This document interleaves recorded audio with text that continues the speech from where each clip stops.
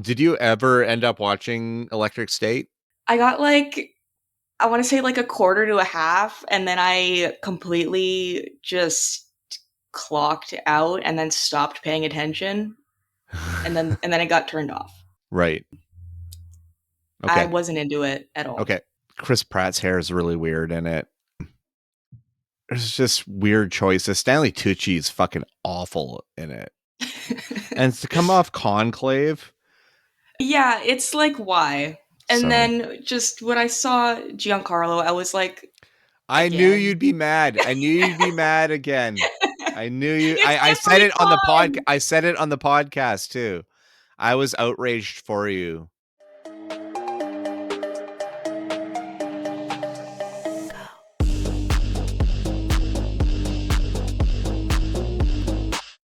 Hello, everybody, and welcome to What the Hell Should I Watch? I'm Steve Stebbing. And I'm Chloe Stebbing. And we are the weekly rundown of what we're watching, which may become what you're watching. And we come at you every Friday at 9 a.m. Pacific time on stevestebbing.ca. And welcome back. Yeah, I'm Welcome back. back to the show. This week, I have De Niro doing double duties in two roles. I have Steve Coogan playing with penguins. I have Canadian films. I have some brand new shows, including Michelle Williams definitely going for an Emmy. All this, but let's get started right now.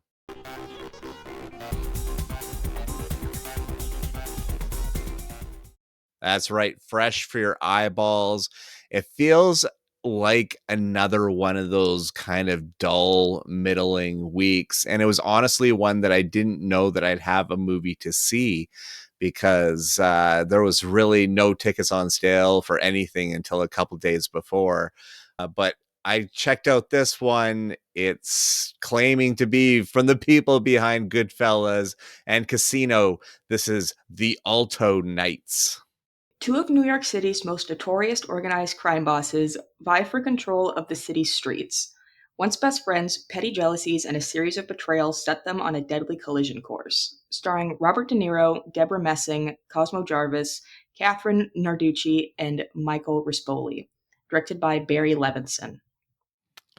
Yeah, so I mean, coming off Killers of the Flower Moon, De Niro has a really, really great performance in that movie. So I felt like back on the Bobby train, like that, because I he's an absolute legend, especially when you go back further in his filmography. He has some absolute all timers. But I was excited for this one because, like I said, it's from the minds behind Goodfellas and Casino, but mostly it was written by Nicholas Pileggi, who wrote Casino and wrote Goodfellas, and it was actually a script that was just hanging around for decades. And David Zaslav, who is the head of Warner Brothers, this was one of his babies, and he finally got it made. So to put it in context, they scrapped Batgirl and they made this movie because you heard about the whole Batgirl debacle, right? That they had a full movie made, and then for tax reasons, they shelved the film forever. It'll never be seen.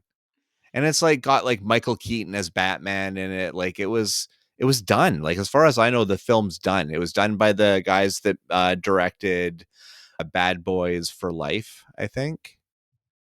The fourth movie or the third movie. Wouldn't it be the fourth because it's for life? No, no, Of course not. Of no, course not. no. The fourth movie is called Ride or Die.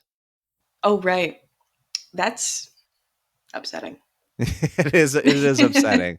What's even maybe more upsetting is I enjoy all of those movies. That's Mhm. just me. That's just me. I like a good action film. But that kind of puffed this film up like mafia wise. I was like, oh, well, okay, it's Nicholas Pileggi. It was written by the guy that did Casino and stuff. So maybe it's a good movie. Barry Levinson has made a mob movie before. He made Bugsy. So maybe this will be a good movie. No, it's not. I feel like no one is good in this movie, including Robert De Niro. It's got some of the worst dialogue in a film ever. A lot of the mob hits and the gang violence, the aftermath, where the story is told in like crime scene photos, like it kind of cheats you out of these things. And then when there's a big death, this is like an ultimate movie sin for me. And I think with this 2-word answer, I think you might get it too. Digital squibs. Do you know what that means? I want to say yes. I've heard When the a term guy's before, getting and I gunned don't. down Uh in a huh. barber shop near the end of the film, all of his there's nothing that's it's all added post effect. Okay. Okay. It's a digital squib. Right. Why? They I couldn't don't know. afford one To of the those point vests? I know. To the point where the guy falls down on the floor and there's a blood like he's got a hole in his head type thing, and it's like obvious digital, like, but like that, and the puddle under him is like on the big screen. I feel like I can see the separation Yeah. between the computer effect and the real film. Very disappointing. Like that is really disappointing. That's kind of near the end of the film, but I was already not into this film. Very much not into this film. I feel like there's a lot of it that like borders on cartoonish with just ridiculous banter and kind of useless dialogue. There's stuff towards the end of the movie that there's one character that keeps saying, "What's going on? What's going on?" Like over and over again. Like, what's going on? Was this the fucking Looney Tunes mafia? Like, Oh, well, I mean, one of De Niro's performances as Vito is very like Joe Pesci like he's got kind of like a squeaky like okay. demeanor to him and stuff. I don't know, but like Barry Levinson's last truly good movie, in my opinion, wasn't since 1997. Was a film called Wag the Dog. And coincidentally enough, Robert De Niro was in that film as well. But it's been a long time with like not great films. But Dante Spinotti shot it. He's the guy that did L.A. Confidential, as well as like big like Michael Mann movies like Last of the Mohicans, The Insider, Heat. Like he did some of the really great ones in Mann's past. He also did some comic book fluff, like he did Ant-Man and the Wasp. He did Chronicles of Narnia, Voyage of the Dawn Treader. I think that was the second. No, that was the third one that they released as part of that original Disney. Do you remember those movies? I do, and I actually rewatched Narnia not too long ago. Yeah. Uh, yeah, they're still kind of boring, like when I was a kid. A lot of, They were supposed to be your Lord of the Rings. yeah, a lot of politics in them. Oh, for sure. For sure. But I mean, the original book was full of like religious subtext and everything. So, but Spinotti also did Red Dragon, which is a really cool movie that I like. He did like most of Brett Ratner's movies, if not all of Brett Ratner's movies. But this movie's so boring as well. I forgot to mention that this movie is like really boring and dull, and I think it's due to its like badly. It's really not well constructed as a film. I feel like most of the time the film would just rather rely on voiceover storytelling and Like narration? yeah, yeah, there's a lot. Largely, the story is narrated by the older version of Frank Costello, which is the other character that Robert De Niro plays. But I'm just sad that Zaslav got his way and we got this instead of Batgirl. So fuck him. Like that's such a pisser. So Alto Knights, not a good movie whatsoever. Let's move on to a movie that's based on a true story as well. That's a better film than I expected it to be. This is The Penguin Lessons. Inspired by the true story of a disillusioned Englishman who went to work in a school in Argentina in 1976. Expecting an easy ride, Tom discovers a divided nation and a class of unteachable students. However, after he rescues a penguin from an oil slicked beach, his life is turned upside down. Starring Steve Coogan, directed by Peter Cataneo. Sounds like, My Penguin Friend, yeah, or that like movie I just talked about like a few months ago. my immediate thought was that one with Jim Carrey, like Popper's Penguins Mr. or Popper's something. Penguins. Yeah. Yeah. Yeah, a little bit. Like that was But the like mixed with Hollywood. Stand and Deliver. Yeah, yeah, yeah, for sure. Exactly. That is an amazing analogy. It's Mr. Popper's Penguins mixed with Stand and Deliver. Stand and Deliver with Mr. Popper's Penguins. I watched that. Yeah. Well, this movie's not bad, and Steve Coogan's a big reason why this movie works. Do you remember when I talked about that movie, My Penguin Friend, with Jean Yeah. Reno? It's, I mean, that like swap out the depressed Frenchman for a depressed Englishman, and in a strange land during a political upheaval, political and societal upheaval in the mid 70s. And so Steve Coogan is a great comedic actor that can also handle the weight of a dramatic film as well. That's what's the great thing about him as an actor. And the film also has Jonathan Pryce as the dean of the school, and I adore Jonathan Pryce anytime he shows up in anything. Just a really big fan of his. And Peter Cataneo is mostly known for the Full Monty. That's his like big claim to fame, a film from I think it was 97, 96 or 97. But that was like his big claim to fame. He also did a series with Tom Hollander called Rev, which I adore. I think it's a hilarious British series. And he did a Rainn Wilson movie called The Rocker. Um, it was like a Okay. box office bomb, but Yeah. it was like one of the, I think it was like the first movie that I saw Josh Gad in was The Rocker. He's like the kid main character in that. Weird. Okay. He's like one of the teens in that movie. But Cataneo is like, he's a crowd pleaser filmmaker. Like that's kind of what he does.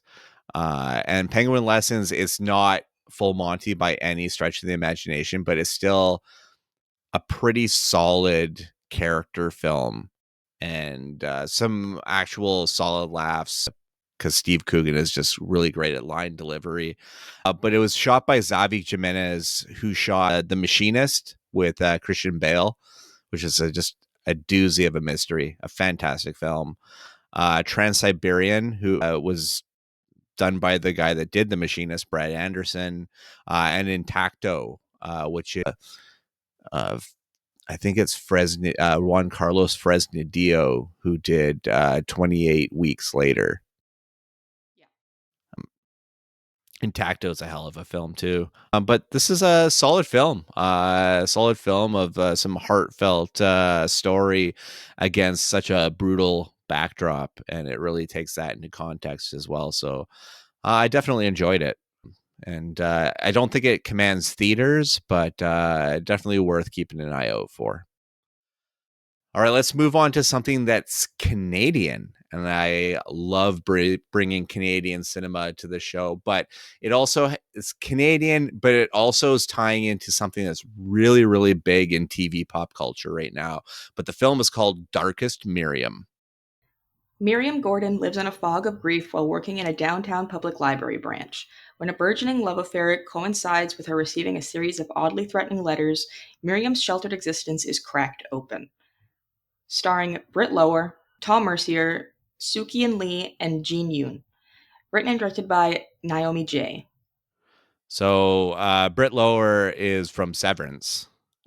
So she's got a huge star push because of that film. So that probably worked out really well for the producers and makers of this film to get that kind of the extra indie push. And she is the draw to this film, and she does deliver in this film. Uh, Very good meditation on PTSD and kind of lonerism as well, and then finding that connection. And there is a third act punch that comes in this film that I had no idea was coming, and I was quite blown away by it. It kind of made the film for me. And I was really impressed by this one. Naomi J has only one other film. It was called The Pin, and it was a World War II drama released like over a decade ago. I think it came out in 2014, 2013.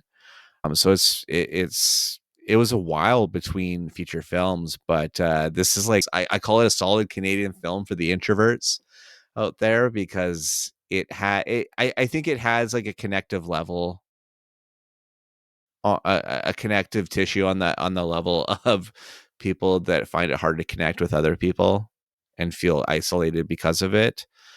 And it's really cool that Sookyun Lee is in this one, because being a Much Music kid of a Much Music generation, Sookyun was a big part of my Much Music experience, being a VJ there for so long. So it's cool to see. I just love that she dove into Canadian independent filmmaking and has made some very interesting stuff. Paying for It just played VIF last year. We didn't see it because we had a busy schedule, but it was one that I wanted to see, but there was just other movies that got in the way.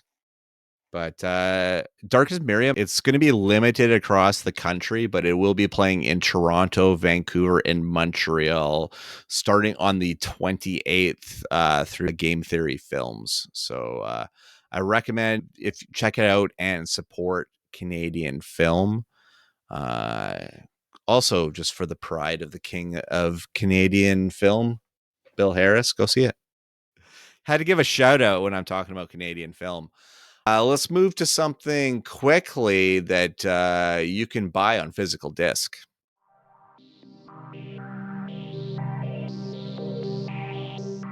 Yeah, that bumper lies this week. This is not on the blue. This is on the DVD or the DVD.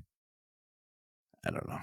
Deeved? I'm trying. Well, because I call it on the blue and I shorten it. It's not Blu-ray, so on the DVD, which is honestly an in joke from the menu screen of the DVD for Zoolander.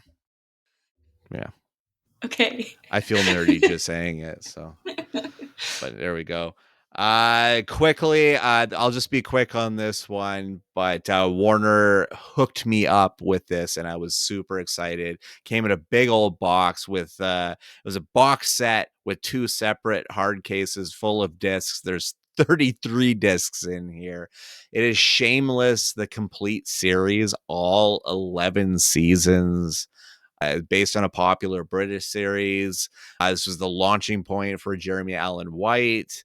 And honestly, it became a really popular posting of mine as soon as I put it up, because everyone was like, "Oh, I'm watching it. I'm midway watching it, or I decided to watch it again, or this is one of my favorite shows of all time." And I'm still catching likes for it, so it's really kind of funny. I'm gonna work my way through it again, and I'm gonna bring it back to the show to to to talk about it, because that's why I love that segment as well, is just so I can break everything down, spoiler included. Did you ever watch Shameless? Yeah, I watched it through its entirety. I mostly wanted to watch it because of William H. Macy, and I, for some reason, love that guy. I think it's Mm-hmm. because of Jurassic Park 3. Which, for the record, is one of your Letterboxd top four. Yes, it is. And it always will be. I don't care. I don't care if it was the worst Jurassic Park movie that they made. I have an odd connection to that movie. Yeah, I remember you did. I remember you did. I think that was like one of the first like scarier movies you ever watched too. um, I Monstery, like. I think so. I do remember watching Jeepers Creepers when I was like 4, and that messed me up for like 6 months. But that's because I sneakily took the VHS from my grandma's wall of VHSs in like the middle of the night, Oh, and nobody was watching me. So, nice. but yeah, Jurassic Park 3 was like the horror movie, I guess, for a kid. It is that I watched repeatedly. Um, what was I talking about? Oh yeah, Shameless. Yes, Yeah. yeah. I really liked it. It definitely kickstarted my obsession with Jeremy Allen White. Yeah. Um, yeah, I do want to watch it again, but that show is a damn undertaking. Yeah. There's a lot of episodes. I mean, there's A lot of 130, episodes. 134 episodes. Christ. Yeah. So yeah, 11 seasons, 134 episodes. But yeah, I know Jen wants to watch it, so we'll definitely be taking it on. But just had to bring that to the show. Now what to watch on your streaming devices?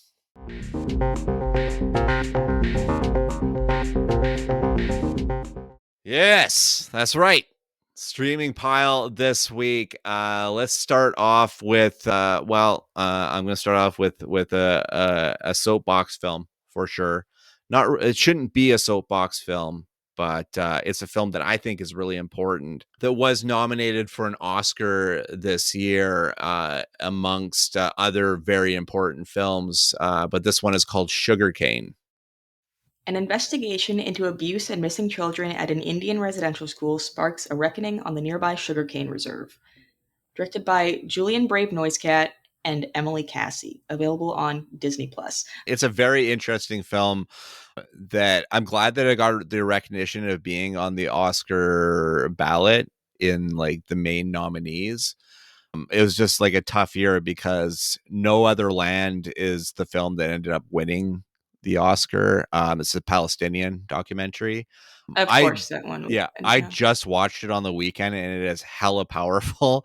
I'll bring it to the show eventually, but is it just a crazy film? And one of the filmmakers was just lynched the other day and kidnapped, and they didn't know where he was. But I saw on Twitter that he has been released and is now at home. So, Okay. but it's like holy shit. But this film is really really well done. I actually posted about this film a few different places around the internet and got like random hateful messages for it just about like denial of residential school atrocities and everything. So What's the point? What's the I point? I just think it really reflects the battle that the indigenous are in for when it comes to truth and reconciliation. Like it's just going to be such an uphill struggle because you have a lot of this white hatred that comes and that's based on stereotypes and everything, and not willing and seeing it this rather as an attack on churches and everything, and so When are churches not like I think churches have a lot to be attacked for. mm-hmm. So maybe stop doing things like Well, that and then you yeah, won't be well, like what? exactly, like the movie, like, and that's why I say like the movie is a hard watch. It's a very abrasive watch, but I think it's just because it is brutal to see what atrocities that human beings can inflict upon other human beings just simply by stature, what they believe, the stature of what they believe, whether it being they believe they're better than them by because of the color of their skin, or that they don't adhere to your beliefs. Like there's just like a brutality to this that's, I mean, it's still reflected, and sadly it's still really reflected. But I honestly think this is a must see film, and maybe this is that film that during truth and reconciliation like week, like that week, that it's made more prevalently available places. Like it is on Disney Plus, but like does it get shown in schools? Maybe it should be. It is part of history. We can't like whitewash this, especially with what's to come potentially for American education. Don't you think we should bolster Canadian education a bit and try not to limit it? I mean, already Yeah, with well, Soji, they're trying to like with these protests against Soji, trying to limit that. We're trying to limit what's being taught anyway. So, is it really a stretch to start taking history? and like this is why education is so important, because the people who are mad about Soji don't even know what it is. Like I read through the entire like PDF of what it was, like from the school board or whatever. Mm-hmm. It's anti-bullying material. Yeah, That's what it is. yeah, Like that's all it is. And it actually largely benefits straight white children mm-hmm. because it takes the power away from being like, oh, you're gay as like an insult, which Yeah, is largely used towards straight male children. So I don't understand like the people who are against it are literally just ignorant and uneducated. And mm-hmm. that's what makes me the most angry, because it's not even coming from a place of intelligence or awareness. It's just throwing punches in the dark, Yeah. and they're hurting their own children. So, Oh, for sure. Yeah, exactly. Pushing them further away from them. Yeah, exactly. Um, but yeah, Sugarcane is required viewing. Like I said, I can't really hammer that point home anymore. It's a very great, really great film that's available through the Nat Geo side of Disney Plus. All right, let's move on to another one. It's on the same streaming service. This one comes from the creators of New Girl. This is Dying for Sex. story of a woman diagnosed with metastatic breast cancer who abandons her husband of 15 years and begins to fully explore her sexuality.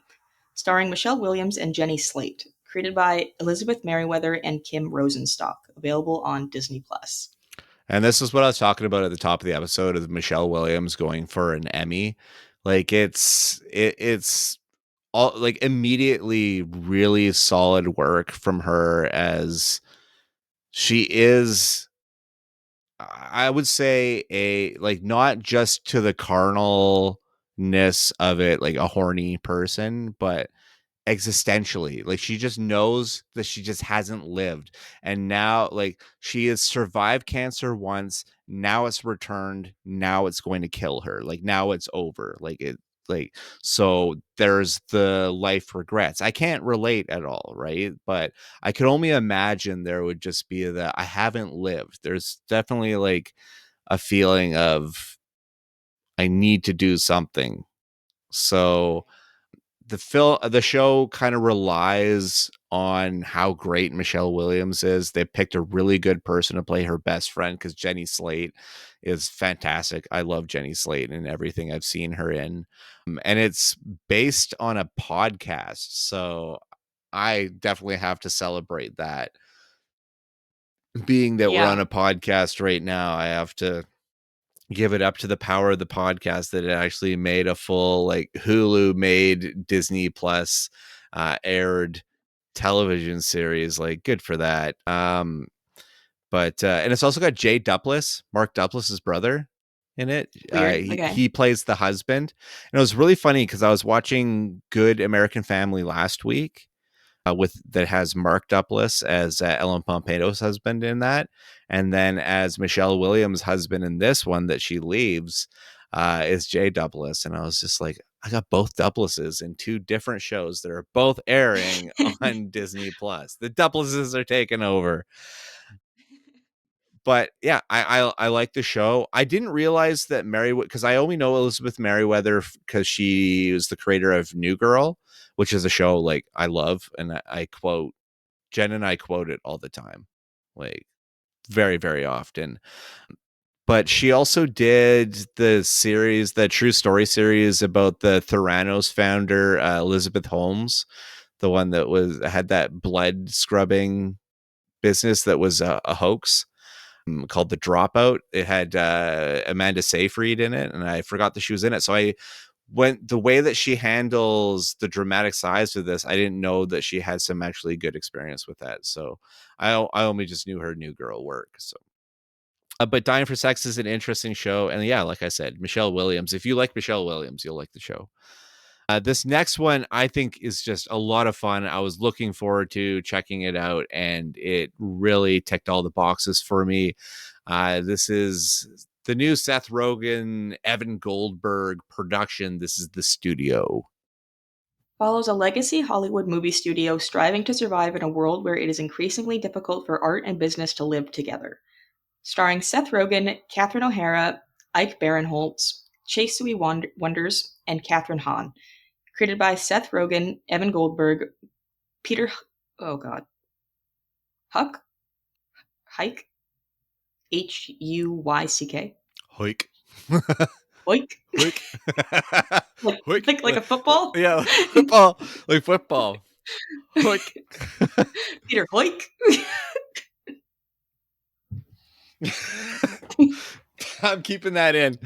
Alex Gregory and Frida Perez, available on Apple TV Plus. Honestly, anything Seth touches, I'm generally in for. And this one looked geared especially to me, given it's about a Hollywood studio and from a comedic, satirical point of view, with real actors dropping in for cameos as themselves. This is just smart stuff. Seth Rogen's great. And the rest of the cast is really, really great. You have Ike Barinholtz, who I love, Mother Han, Catherine O'Hara, who is Canadian royalty. There's some really quick work from Bryan Cranston, who is like the owner of the studio, who's like this kind of Robert Evans looking 70s transplant. And yeah, like lots of big cameos. First episode has a cameo from Paul Dano. Martin Scorsese plays a pretty large role in the first episode. And it's just really, really solid, really funny. And his, Seth Rogen's cast, his creating resume really kind of speaks for itself because he has had limited stumbles, I think, especially in television. Preacher, I thoroughly loved. The Boys is coasting to a glorious finish as we speak. They're currently filming the final season right now, and I really like this world that he's lampooning. I think it's really great. Adam Newport Barra shot this whole series. He did the Jonathan Majors film, Last Black Man in San Francisco, which is a phenomenal, phenomenal film. But more recently, he shot the film Blink Twice, which is Okay. gorgeous looking film. Just Yeah. utterly gorgeous looking film with my favorite title card of 2024. I don't think it got beat. The quick I flash with the never picked photo. it up. Yeah. It's when they take the Polaroid photo on the steps. When it does the flash, it says blink twice. I was like, well done. Very, very well done. Um, but as well, he's no stranger to television because he did multiple episodes, or he did a couple episodes of The Bear. He did a couple episodes of Outer Range, which was a fantastic show. And he did a handful of episodes of Euphoria, which is a well shot show as well. But this show initially feels like Seth Rogen doing a riff on Robert Altman's 1993 film, The Player, with Tim Robbins. Uh, and I believe there is direct references to that movie within this show. But at the same time, this kind of plays like Entourage for me. And Okay. I think that's another part where it's got my love. Like it feels like that era of HBO television, but it's on Apple TV. So I'm really enjoying it. I think it's got the potential of being one of my favorite TV shows of 2025 so far. So we'll see how it goes as each episode comes out. All right, let's move on to sitcom release. This is a rare one, especially when it comes to streaming, but this one's called Mid-Century Modern. After an unexpected death, three best friends, gay gentlemen of a certain age, decide to spend their golden years living together in Palm Springs, where the wealthiest one lives with his mother. Starring Nathan Lane, Matt Bomer, Linda Lavin, and Nathan Lee Graham. Created by Max Muchnick and David Cohan. Available on Disney Plus. So this is sitcom. This is full on sitcom made by Hulu, released in Canada on the Disney Plus streaming service.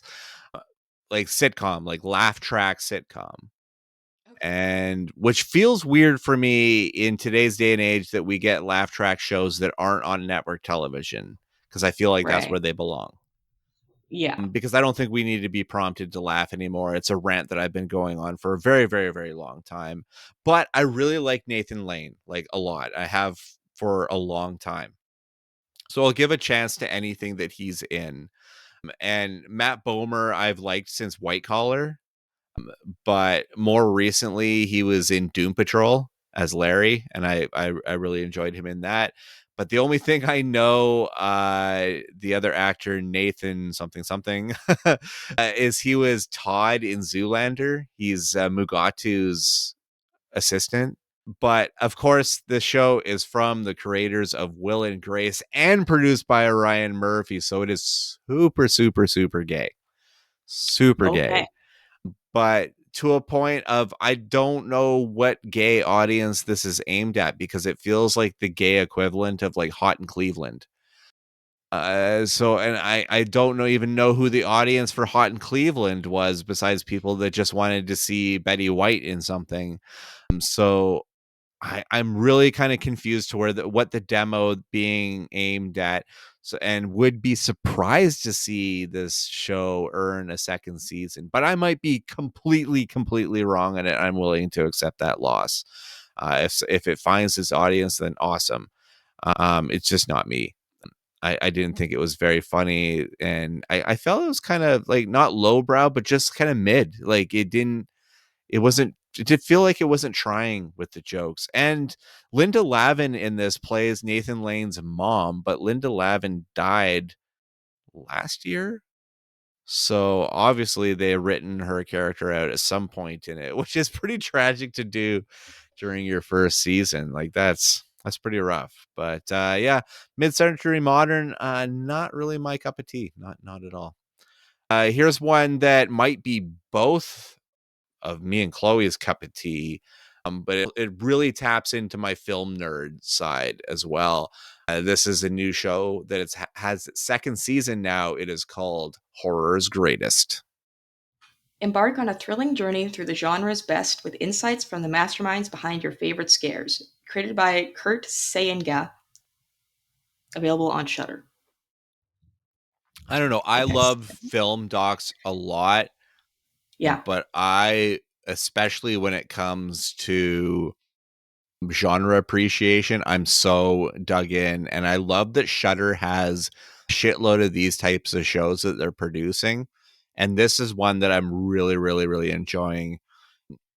It has a really, really great cast of what I call talking heads, including David Dasmalchian, Kate Siegel, Joe Hill, Alex Winter, Dana Gould, so many more people. And Sayenga, Kurt Sayenga is the guy that helped Eli Roth make his History of Horror, as well as one called The 101 Scariest Horror Movie Moments of All Time, which is also another Shudder original. So he really kind of knows what he's doing.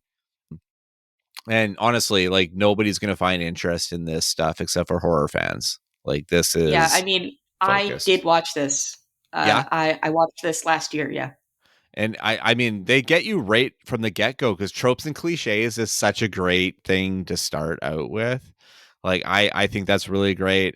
I really love the horror comedies episode as well. Like, that really got me. And Stephen King adaptations. I haven't journeyed through season 2 yet, but those were some of the ones that I really liked from season 1. Um, and yeah, I did you ever watch the In Search of Darkness movies? There's 3 of them. I know of them, but I don't think I watched them. I highly recommend watching it and then like writing down the movie, because it's just a one after the other look at every horror movie that came out in the 80s. So you could like make a solid list of movies you want to check out. Right. It's where we've gotten a lot of ideas from Trumbull and stuff like that.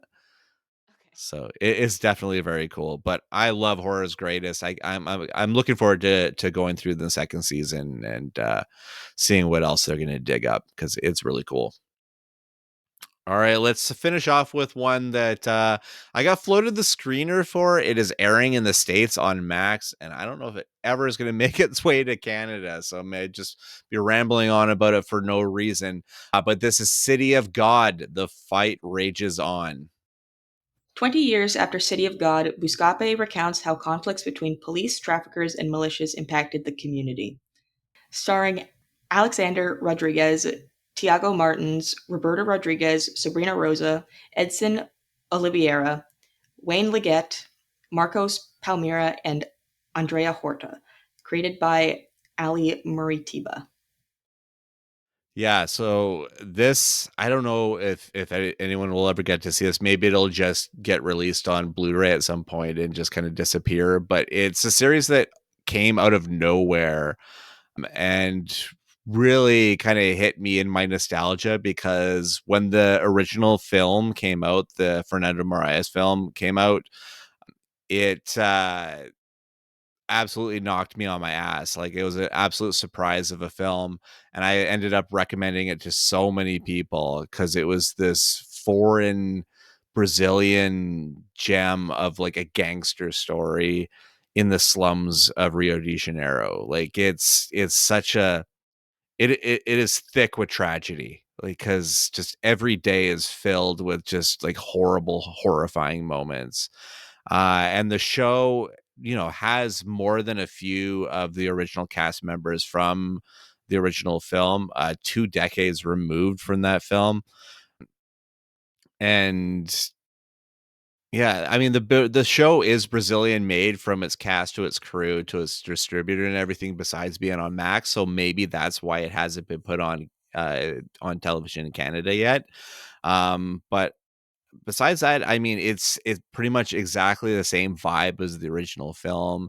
It is still gritty, embedded in that slum feeling, and really compelling television at the end of the day. And I'm enjoying it a lot. I just wish that it was wider available for people to check out because it feels like I'm hoarding a solid series that I think would be kind of like a cult hit.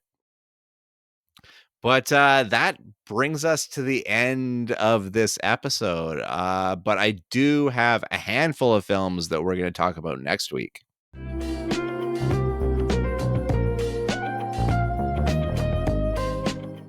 That's right. A little taste of next week. And Chloe, it looks like we're going to be able to give double review on 3 out of these 4 movies that I'm going to be talking about next week. The first one being Death of a Unicorn. Paul Rudd, Jenna Ortega heading to a pharmaceutical retreat and running over a Yeah, mythical beast. It looks wild. The trailer looks really yeah, great. Will Poulter's in this one. Taya Leone. Like, it just looks very solid. So I'm excited for this one. yeah, for sure. Also, I will be checking out the new Jason Statham film, A Working Man. This is directed by the Beekeeper director David Ayer, and it was written by Sylvester Stallone. So I don't know what I'm in for. The Wait, is is this part of the like Trump appointing no, Stallone and some it other did. people to I don't think it. no? I don't think it snapped into effect that quick. Because if it did, then Flight Risk would have been a box office hit, and it was a big old flop. So, but I don't know. Stallone wrote this one, so I don't know. Also, Pedro Pascal in a new film, Freaky Tales. I don't know much about this film, but if you call your film Freaky Tales, I'm gonna want to see it. So we'll both have seen that one. And Michael Angarano's directorial debut, Sacramento, with Michael Cera and Kristen Stewart as well. I'm looking forward to this one. So, yeah, we have a bunch of films to check out next week. But until then, you can find me on Twitter, Letterboxd, Instagram, Threads, and Blue Sky at The Steeple Dead. You can find me on Letterboxd at HoneyBunChloe. You can find all of the episodes of this show on stevestebbing.ca, as well as on our YouTube page. Just look up Steve Stebbing or The Steeple Dead. And we're also on shiftheads.ca. You can also hear me every week on Shane Hewitt and the Night Shift on Toronto's News Talk 1010, found on the iHeartRadio network. I'm on every Friday at 8 p.m. Eastern Time. And so that empties out our list for this week. Until next week, bye-bye.